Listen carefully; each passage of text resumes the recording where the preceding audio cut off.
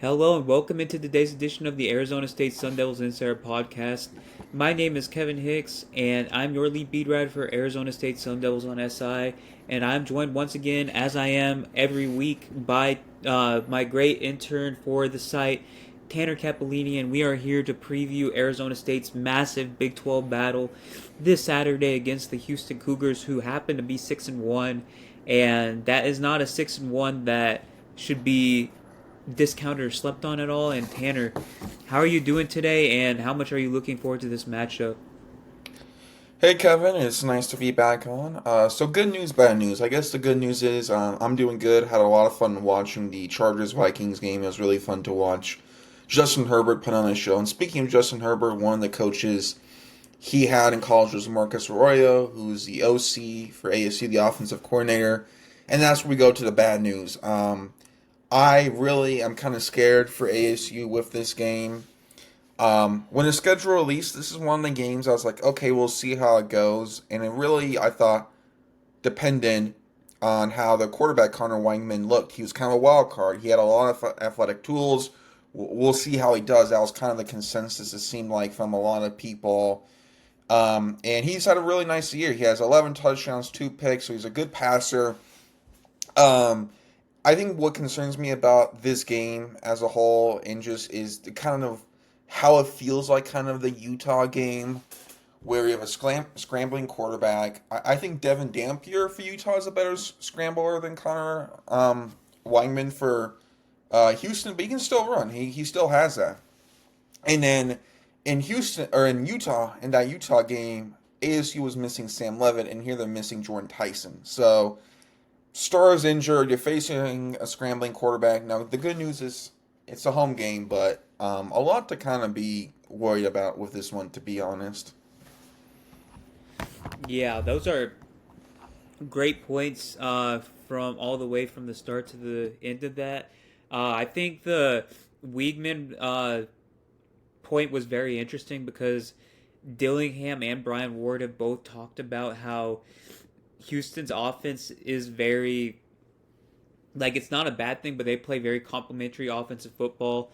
Not one player is a dominant force in terms of like share targets, target share.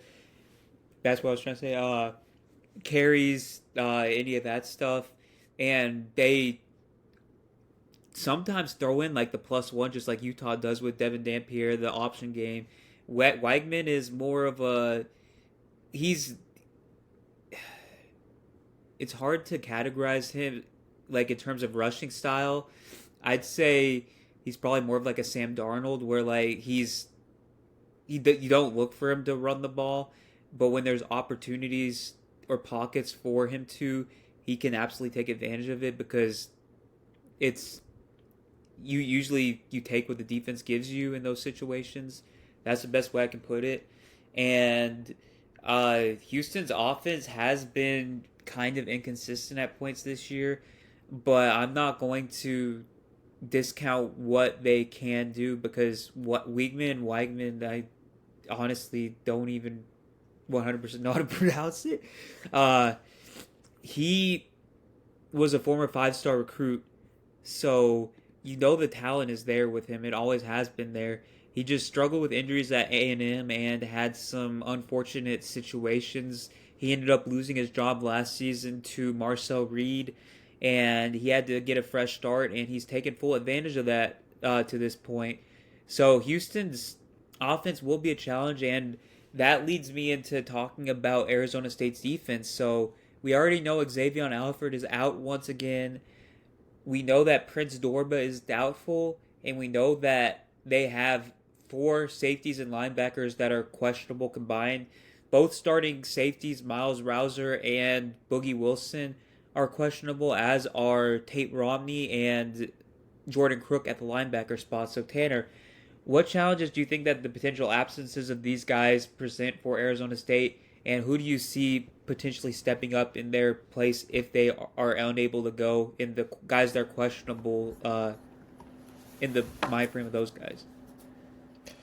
Yeah, it's a interesting kind of conversation because obviously when a player's injured, you're gonna miss him in some way, but it's like how. And I think that guys like Boogie Wilson or guys like those have stepped up. Those key kind of second and third downs. ASU seems like I think they've been really good on third down defense. I think at Texas Tech, they were definitely good there.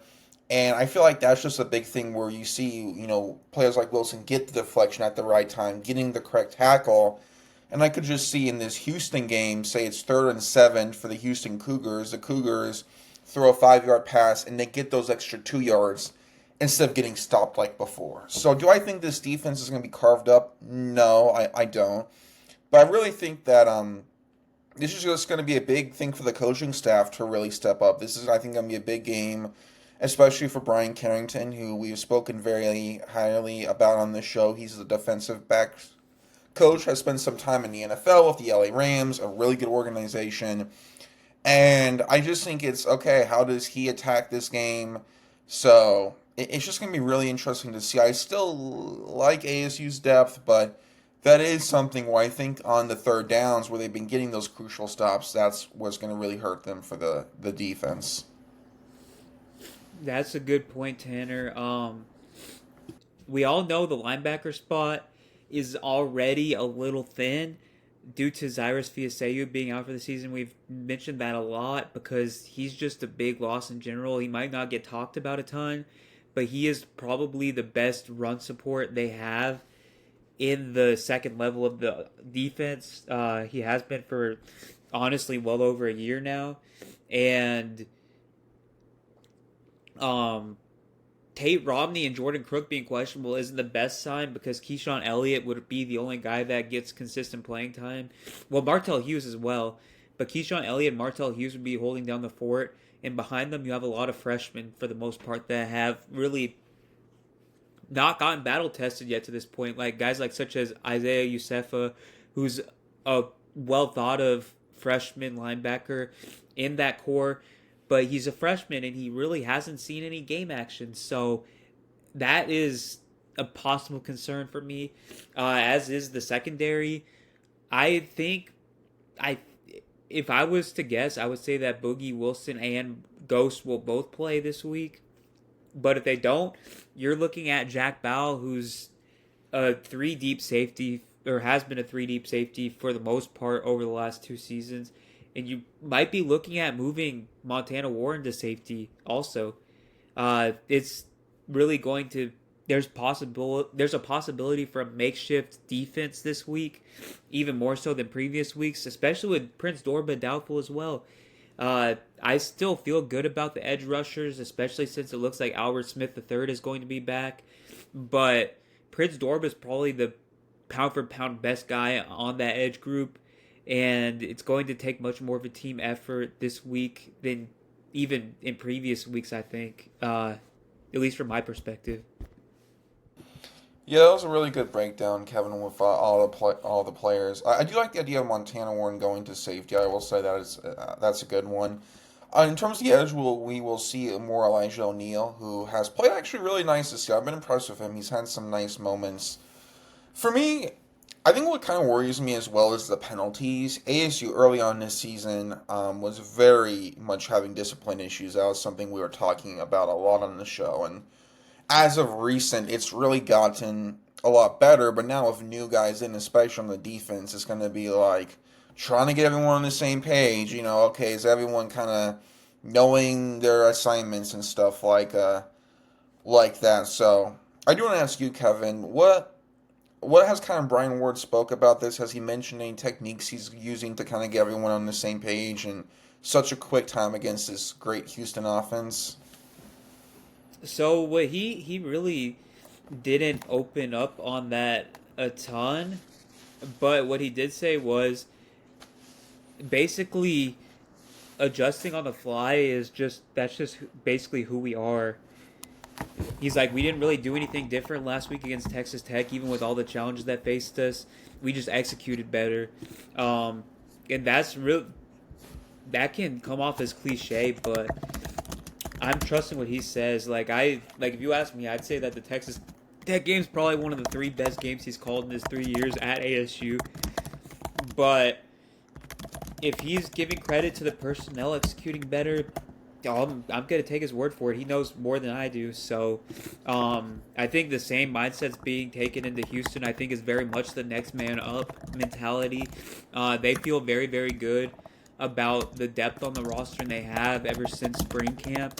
And I don't think there's any reason to feel any differently this week, especially against the Houston offense that has moments of like they show moments of greatness, but really they're not as great of an offense as a TCU or a Baylor or a Texas Tech or even a Utah.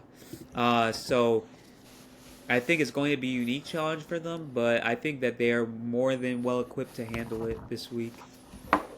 Yeah, I think it's interesting because before this episode, I was doing some research, and I was just kind of looking, and I was looking at some of the what kind of Houston's done so far, and for me, this team, they're an interesting offense. You mentioned the Sam Darnold comp for Connor Weigman. I see a lot of Brock Purdy, where solid arm, really quick scrambling, and kind of where Houston gets you, it's kind of very much quick throws over the middle, a run here, a run here. And I honestly think if ASU was fully healthy defensively, they would have a really good game. But since some of these guys are out, that's kind of what concerns me. So I think Texas Tech's offense is better. TCU Baylor in terms of like the firepower, like they probably win a shootout versus Houston to be honest. But I think Houston schematically really kind of matches up well against ASU's defense. We'll see though. I've noticed that sometimes Brian Ward, I like how aggressive he is, but sometimes he can be picked apart. So we'll see. And then kind of transitioning to the offense, it's just what worries me most is just this red zone offense. That was something they struggled with a bit last week versus Texas Tech. You missed Jordan Tyson, who is so big in that area. So I'm really interested to see how they do there. Yeah, that's a perfect segue, Tanner, into kind of talking about the offense before we go on to our game predictions. Uh, Jordan Tyson being out is a big deal. There's no way around that. He's an All American level receiver, probably going to be the first receiver off the board in the NFL draft in April. I'd say it's pretty close to being a certainty at this point, even with some guys that are emerging around him. Uh, what is Arizona State going to do to make up for his absence? And I already have a few things that are at the front of my mind, and I just did a piece that is going to come out on Friday, so day before this recording actually comes out. One of the things I talked about was how Marcus Arroyo talked about how how comfortable he feels about going to 12 or even 13 personnel because of guys like Cameron Harpole when I asked him about it. So I wouldn't be surprised if you see a bunch of 12, even 13 personnel. You see Kamari Anderson, Cameron Harpole, and Shimon Mateer all out there at the same time. I wouldn't be surprised if you see a high dosage of Jaron Hamilton out there as well. I think that he really has an opportunity to prove himself to be the next Jordan Tyson at Arizona State moving forward. Obviously not saying he's going to be exactly like Jordan Tyson, but he has the potential to be that number one receiver in the future. Like guys like Derek Eusebio and Jalen Moss have chances to stand out as well. Jalen Moss really hasn't found a rhythm, whether it's due to injury or illness. He just hasn't. He hasn't even caught a pass from Sam Levitt yet. So I think that there are multiple opportunities for guys to step up. I also think the run game is going to be a big point of emphasis as well after struggling a little bit against Texas Tech. Relief Brown, I think, has potential to have a bounce back game. But what are your thoughts on all that, Tanner? Yeah, a lot of good stuff. I do want to unpack because I know what you mean by 12 and 13 personnel for some people who might not be familiar. So basically, 12 and 13 personnel refers to one running back, two tight ends for 12, and then 13 is one running back, three tight ends. And basically, that's kind of the formation. A lot of teams will use that at the goal line to kind of run more, but what Kevin was kind of mentioning is that ASU could use that in more passing situations, getting the tight ends more involved. Back in the day, say 10 years ago, more teams use more multiple tight end sets. So recently in the NFL, it's been a lot kind of different use. So yeah, I definitely think that is something to keep an eye on. I think for me, I'm really excited for speaking Titans with Shimon Mateer. I think Mateer's had a really nice year. I was excited to see how he would do this year, and he's been a good player. So I just think this is a game where he can really get going in the red zone. I think another thing too is to really have a lot of ball control on the offense, really control the time of possession, really don't let this kind of get into a shootout. Really, I think play smart. I don't know. I'd almost rather ASU kind of not be as aggressive this game. They're aggressive versus Texas Tech, and yeah, it makes sense. I'd rather not. And I know that, I would just rather them play it safe, run the ball, kind of play mistake free football. And I'd almost kind of rather them kind of feel game plan like they don't have Tyson instead of someone making someone else to join Tyson. Sometimes teams will do that where it's like, well, our star player is out, but hey, we have this backup. And we kind of saw that in the Utah game where Sam Lever was out and they had Jeff Sims, and Sims was solid, but they did a lot of the stuff they did with Levitt. And I hope with Tyson, with a lot of these other playmakers, they, more so cater towards their strengths. I think Jaron Hamilton can have a really nice game. I think Malik McLean, John Moss, can we see them getting going? But yeah, I really want them to run the ball, kind of control the clock, almost have this be a game of offense where it's maybe not as flashy, but still a effective game.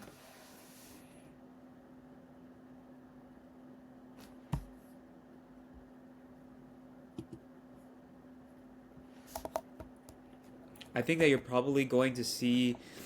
My bad. I think that you are probably going to see uh, a balance between that conservative kind of ball control, field position approach and taking chances. Because I think that it's in Marcus Arroyo's DNA to take shots. I think you saw that last week with those Jaron Hamilton, those 40 plus yard catches. I think that he really likes to drop those plays uh, when they're not necessarily expected. And I think that it might be there. There's a. It's not all linear. You know that game planning is not linear. Not every team's gonna Mm-hmm. prepare the same way. You're not gonna have the same personnel, but even without Jordan Tyson, I think Jaron Hamilton has the opportunity to have an incredible game. I think you can use him over the top even without Tyson taking up attention on the other side of the field. I think that he can beat you in the short and intermediate game. He's a very good route runner. I don't think enough people recognize that. I think that he's going to be the secret weapon that they can use. I think that talking about establishing the run early, we talk about that at length quite often. I think first drive of the game, you establish a run, you maybe get some play action going for Sam Levitt, and maybe you take that shot on a deep post route or uh, even a go route for Hamilton. Like just like take one chance, like make Houston stretch Houston as thin as you can. That's what I'm going to say because I think that defense is very disciplined and very well coached. Willie Fritz usually has his teams very prepared, but the talent discrepancy is still pretty apparent in my mind, at least based off of what I've seen from both teams this season. And I think that if you can establish yourselves early in the game, that it's going to be a lot easier to dictate the tempo, dictate field position, dictate different scenarios like you've been saying. Uh, so I think that that's going to be really important. Like we've been talking about that as well. The getting off the strong starts has been a very up and down thing for them as well. But they did a great job of it against Texas Tech, and Texas Tech is a much stronger team than Houston. We Mm-hmm. saw the result head to head, so I think that's really what's on my mind. Yeah, one thing I do want to touch on is the Houston defense has not been as strong as of late. They gave up 28 points to U of A, 17 the week before, 35 the week before, 24. So this is a unit that ASU can exploit. To be honest, there is a chance and potential there. And to be fair, what credit's due, last year Tyson was out for the playoffs, and I thought Marcus Arroyo adapted really well, and I think he gets should get a lot more credit for that than he does. So, this team can adapt. It's just is really unfortunate. But I mean, the whole thing with ASU, I feel like the past 2 years, people said, well, the success is all Cam Scannable. Now the success is all Jordan Tyson. That's not true. There's so many coaches and players who make up this ASU team, and they can still win. They can still be a really good team. It's just Jordan Tyson. It's more of a compliment to how good Tyson is with the concern rather than kind of like a disservice to the ASU coaching staff and players because there's guys that can really step up and yeah, I think you mentioned another guy, Cameron Harpool. I think could have a really nice game. He's had some really nice clutch catches in this season. Um, It'll be kind of cool to see where they move guys around. Who's the one? Who's the two? Really exciting. So I think this is going to be a big game for Marcus Arroyo to really show off what he has in his bag as a play caller, and he has a lot of experience in that area. So it'll be cool to see. Great point, Tanner. Yes, Arroyo absolutely did a great job of adapting without Tyson last season. That wasn't easy, and you can argue that there's more talent at his disposal this year at the wide receiver position. I don't think it's been fully realized yet, but you saw what Jaron Hamilton can do, and I really think that uh, Arroyo can do some neat things with him, whether it's even drawing up things like jet sweeps. Like we saw Hamilton take a carry last week, I think.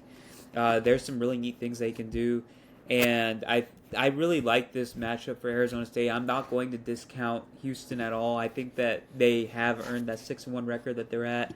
I think Willie Fritz is really building up something special, but that is perfect segue into our game predictions. And if you have anything else to add before the predictions, Tanner, go right ahead.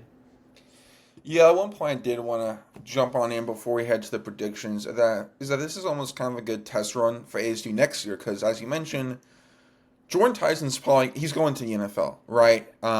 If he's the first receiver or not, he probably will be, but he is going to the NFL. I'm 100% certain with that. So this is a good time for ASU to say, okay, life without Jordan Tyson, how does it look? So I think that's just going to be a really good test as well, saying, okay, Tyson's not going to be on this team next year. How can he do? So I think that's another point to bring up. Yeah, that's a phenomenal point. Like even with Sam Levitt, it's still kind of up in the air whether he'll go to the NFL or not. Next year is going to be a very, very young team in general, and you might have guys like Jaron Hamilton that are the veterans of the team. That's going to be very interesting. That's an awesome point, Tanner. Thank you for bringing that up. But as for the game predictions, for me, I have Arizona State winning 30-17.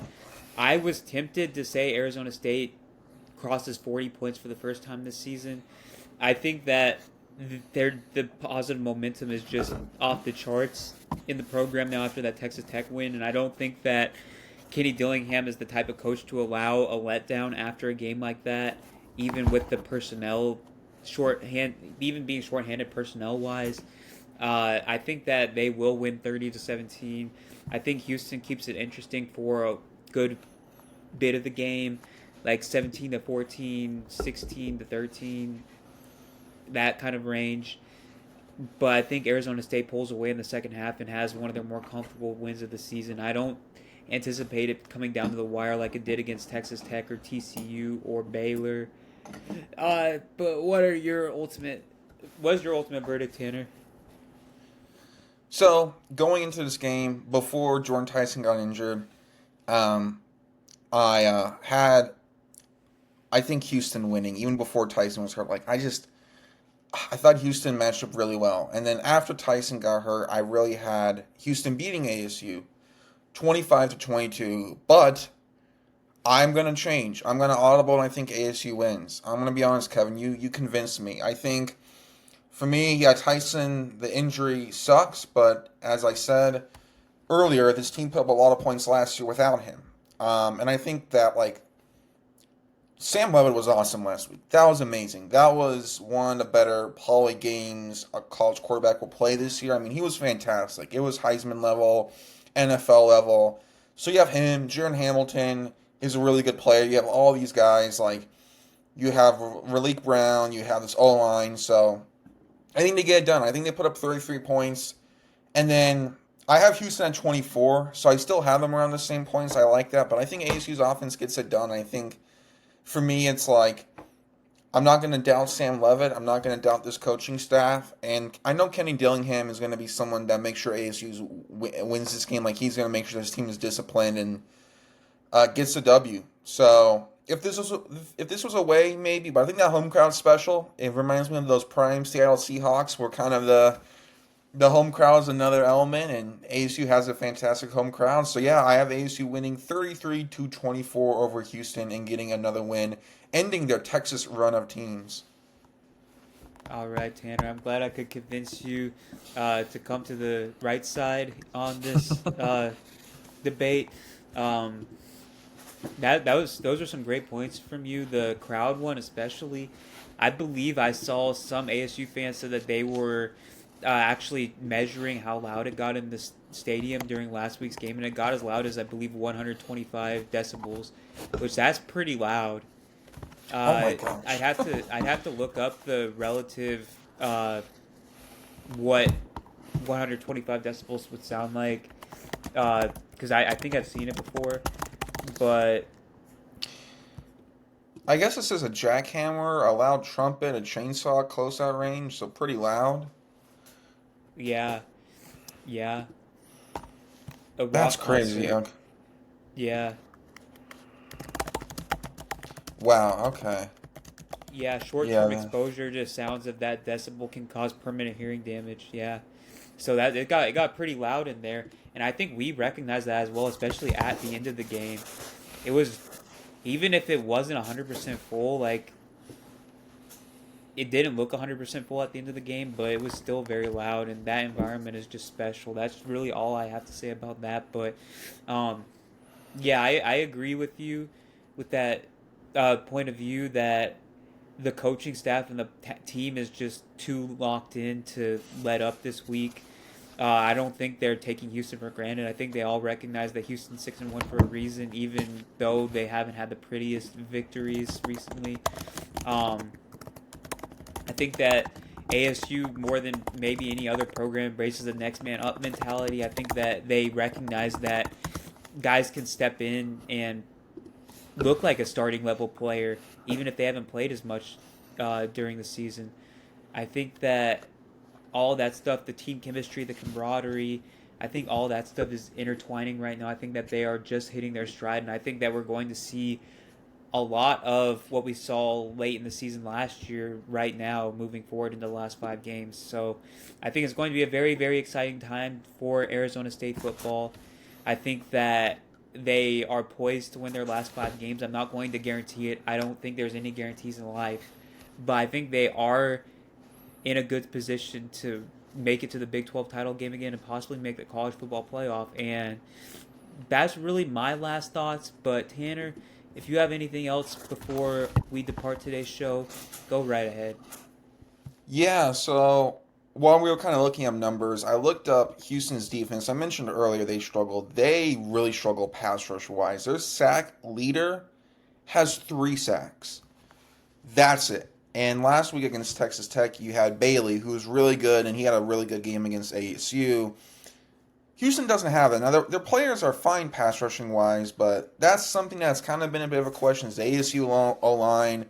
And so I think they'll have a great game. I think Levin, when you give him time, can be dealing. So kind of another reason here that I think ASU can really win. Also, too, I love during the presser that Kenny Dillingham gave with the game on Saturday with Texas Tech. He's like, "Oh, did Houston win? Good. That's another one loss team. We want to play like he knows his team is a one loss team. Like he's accepting a challenge. He's not thinking this is some easy game. So."